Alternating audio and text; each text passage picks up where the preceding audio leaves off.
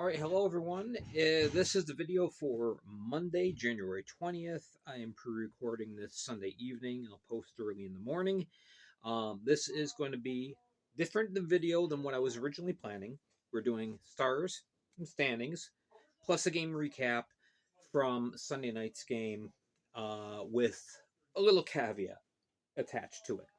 All right, first we are going to go, well, you know what? Let's do this. All right, we're doing really unprofessional here, but that's okay. Um, let's go with the game first.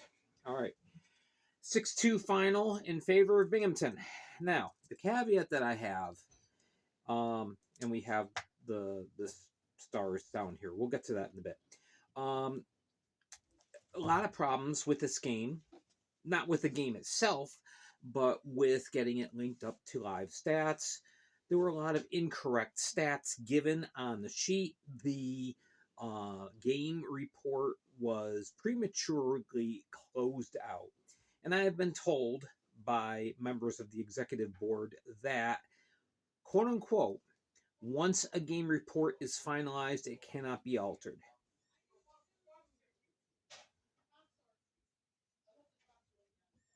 Okay, anyway, so let's get into this.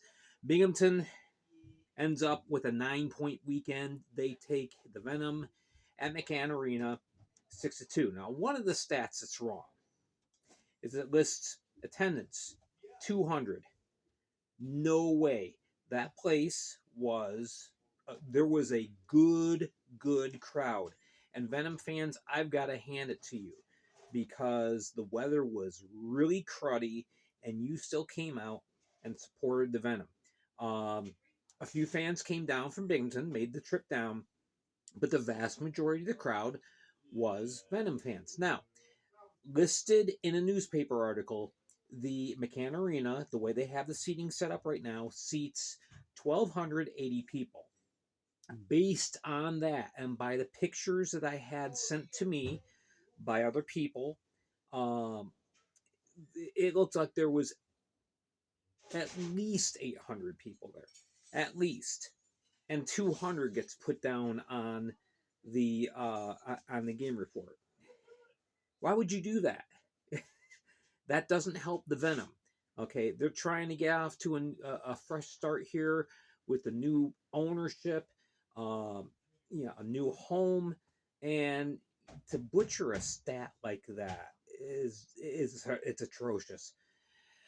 All right, so let's get to the game. Run through it really quick. Binghamton took a quick and early lead, 5:55. It was Emerson Emery scoring. Dakota Bond followed with a power play goal at 14:22. That was one of 3 power play goals that the Binghamton Black Bears had. All the goals were listed as even strength. The penalties were all askew as far as the times, the infraction, the time of the penalty, all that kind of stuff. It was just all a mess. So anyway, so it's 2-0 at the end of one. Shots supposedly 9-4 in favor of Binghamton. How accurate is that? Who knows? All right, got a little light reflection there. Okay, so then we have in the second period the Venom storm back. It's Jonas Lee's scoring. He scores at 1:27, and then at 4:45, it's Connor Craig. So it's 2-2. Venom, they're back in this, but then at 14:11, it's Austin Thompson scoring a power play goal, and that made it 3-2. Supposedly, shots 13-10 in favor of the Venom in the second period. In the third period, it is Dan Stone scoring at 3:25, again on the power play. 5:53, another goal by Thompson, this time even strength. And then Zach Sirota closes out the scoring at 10 minutes even. So for the game, shots on goal, supposedly, in the third period, Binghamton 8-4. Total of 27-21. I don't think so. I talked to a couple other people who were trying their best to track it individually, and there were a lot of shots that weren't counted. So goaltender stats are going to be skewed. But anyway, so for the game, we had Thompson with 2 goals and 2 assists for the Black Bears. Dan Stone, a goal and 3 assists. Dakota Bond, a goal and 2 assists. And Connor McAnanama stops 19 of 21 for his second win of the weekend. For the Venom, it's Connor Craig and Jonas Lees with the goals. Makar Sokolov, according to these stats that were listed, saves 21 to 27. So, again, everything was kind of messy and fouled up and whatnot. What can you do? Because, unfortunately, there's just a lot of... What's the word I'm looking for? It's not caring.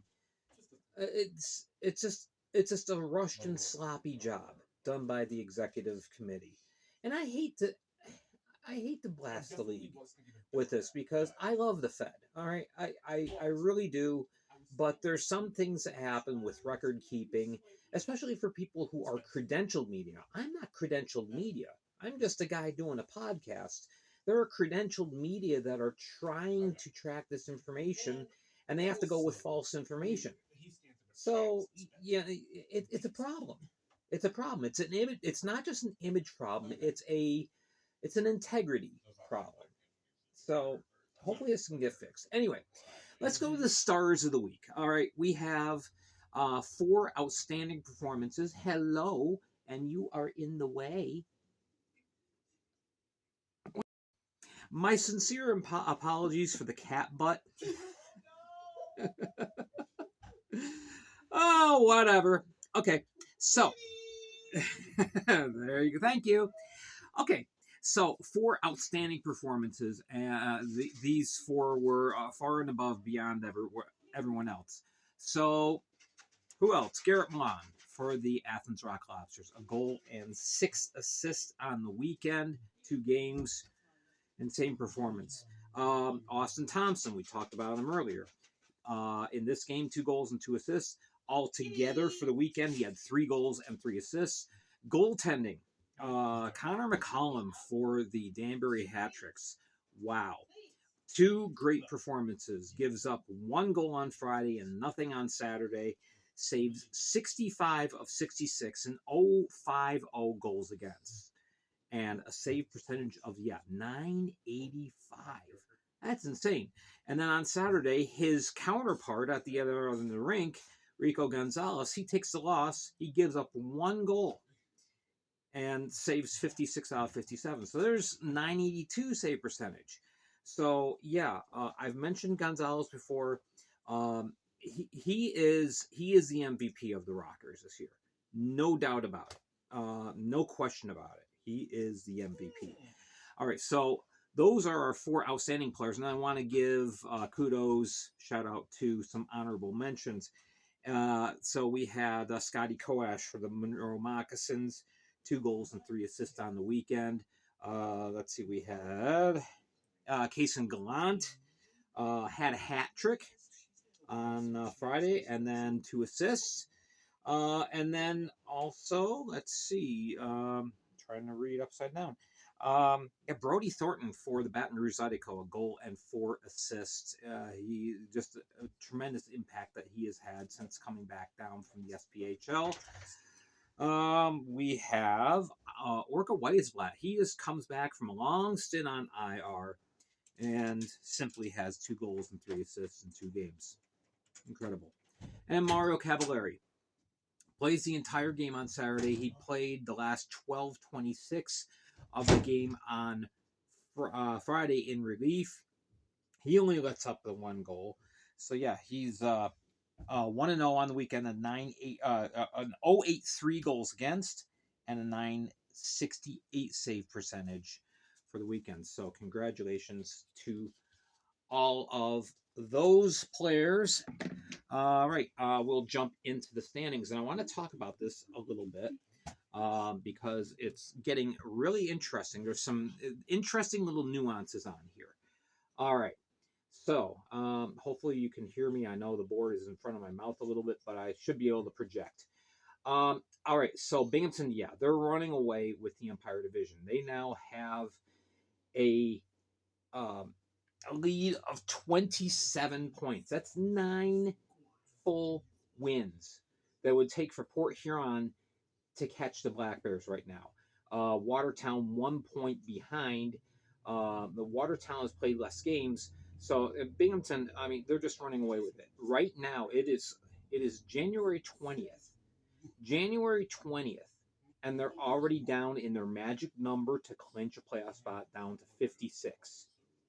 56 points. Any combination of points earned by the Black Bears or points lost by Port Huron and Washington. Washington, my goodness, Watertown. Uh, yeah, that's a division championship. So uh, I won't say it's a certainty.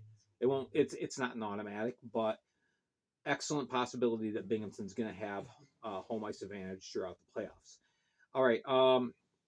So things very close between Port Huron and Watertown, just 1 point apart, and then things pretty close too with Danbury is not far behind. So things have tightened up a little bit for these middle spots. Of course, the first 5 make the playoffs. That's why they're in red. Um, but yeah, Hudson. Yes. Thanks, Bob. It's a joke between Bob Howard and I. HC Venom, yep, they're kind of faltering right now. Boy, they could use Norika back, but Norika's having a good time right now in Pensacola in the SP. So, best of luck to them. Dashers, of course, working on their now 24-game losing streak. In the Continental, this is where things get just really interesting. 10-point difference between Carolina and Monroe, who is currently out of a playoff spot. There's going to be an argument that is going to be made now that it should be the top 4 and the top 6. I wouldn't argue with you. I can see the validity of your point because the Continental, on the whole, is so much stronger. Binghamton is winning the games that they need to win, but otherwise, yeah, it's kind of a jumble, kind of a middle of the pack jumble. And down here, you've got 6 teams fighting it out for a chance at finishing at the top of the division. And it's very realistic. Any of these 6 teams on April 12th could be in first place. That's insane.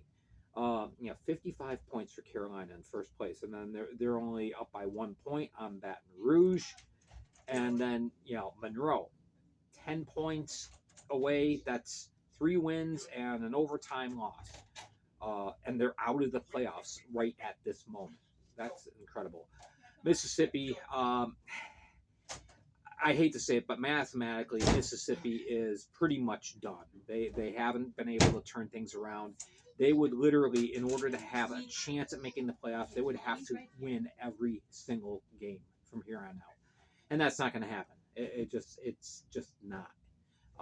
So, but yeah, you got this huge logjam, such a competitive division, and the wild card in this is Athens because they still have 4, 5, 6 games in hand on the other teams, and if they win 3 of 4 games, well, they vault themselves up to the top. So it is so competitive right now, really, really insane, really interesting. Um, so far, games are getting rescheduled. So at this point, we are still going with just points as the basic tiebreaker. God forbid something happens, the points percentage could come into play, and you see how those are kind of laid out there. So there you go. A really, really interesting season developing. On the ice, things are. I don't think overall. I mean, yeah, it's unfortunate. You got the Dashers and the Seawolves struggling, but overall, the compete level, and the parity in the league is really, really amazing. I think on ice with the product. The Fed has never been stronger as it is right now. They just got to get their stuff together off the ice. Some of the administrative stuff going on, the vetting process for expansion, the maintenance of the website. There's never been more errors as this year with the official records, things like that. So there's give and take. You got an excellent, entertaining product on the ice, um, and that's the most important thing. That's what fans want to see. We don't want to deal with nitpicking stats. We don't want to deal with the issues of what might be going on with officiating. Officiating isn't what it used to be. And I'm not just talking about the Fed, I'm just talking about across the board. I've seen some videos recently of some bad officiating decisions in lower levels of junior, like tier 3 junior, and it's just kind of like, what? So it's not just the Fed. Um, I could go on a whole tangent on that. I won't bore you with that. But anyway, so there is our game recap and our stars and standings of the week. We'll do our best to try and keep up with everything uh, for you. I am Sam's job right now, so I've got to prioritize trying to find new employment. So that's going to cut into my time quite a bit. I will do what I can this week to try and keep a regular schedule for you. I'll post a schedule, a planned schedule on Facebook, and we'll try and stick with that. All right. I am Gary Ryan for the Fed League Flash. Thank you for watching. Make sure you're hitting like and subscribe. Also, do the same with following me on Facebook and the Flash Audio Network. All right, folks, you have a wonderful week. And for those of you being affected by the snowstorm, stay safe out there. Take care.